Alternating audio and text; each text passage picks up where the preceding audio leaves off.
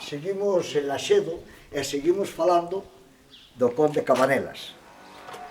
Xa veredes despois, cando tememos imaxenes de Laxedo, que esta praza, a Praza dos Dolores, non parece a praza dunha aldea do rural profundo, como de onde marchou este home para América.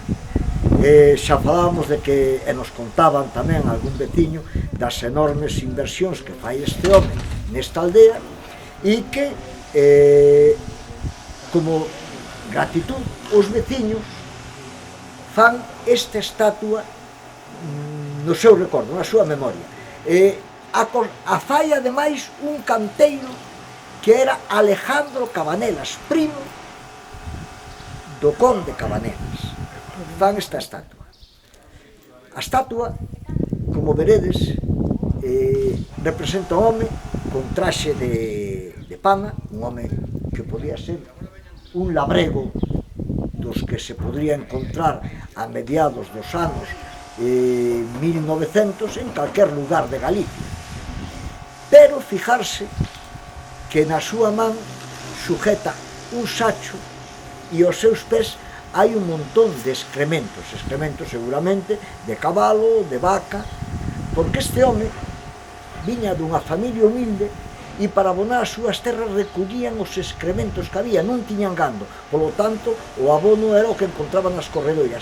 Pero da que volve este home de América, millonario, que xa non necesitaba, el sigue mantendo o mismo perfil de persona normal e corriente da aldea e sigue recollendo os seus excrementos, os monta nun carro e os leva para unha obra que xa veredes, as colonias.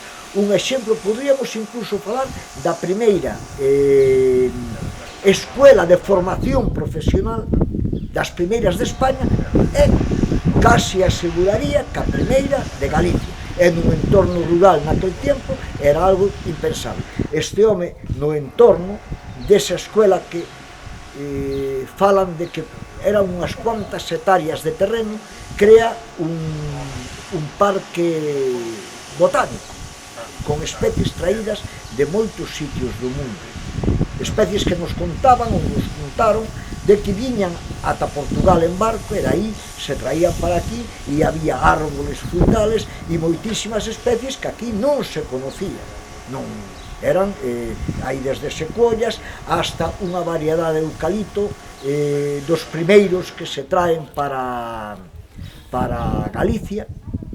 Xa os veremos despois do porte destes árboles, non era os eucaliptos que coñecemos hoxe no monte de explotación forestal. Entonces, este home levaba para abonar esas árbores.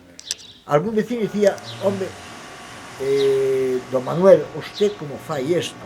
E ele dicía, porque hai que aproveitar todas as cousas, hai que saber o valor do traballo e do que costan as cousas, e aproveitar os recursos estes para transformar. A parte da humildade deste home, da generosidade que tuvo, e aquí na plaza mismo hai un panel que fai pouco colocou o Concello da Lama, en que incluso fala das cantidades astronómicas para aquel momento de donacións que fai, fala de 100.000 pesetas da época para ampliación do hospital provincial, sobre todo das salas dedicadas á pediatría, as salas dedicadas aos nenos, ao asilo, a un albergue de beneficencia tamén. Entonces, pero o home non perdeu a esencia da humildade que tiña e lle preocupaba moitísimo o benestar do seu entorno, e naquel momento tamén lle asombra moitísimo a situación de que unha cidade como Pontevedra non teña unha sanidade á altura do que el xa mirou noutros países de América no momento. E deixos, vamos continuar por Laxedo contando cousas. Ata despois.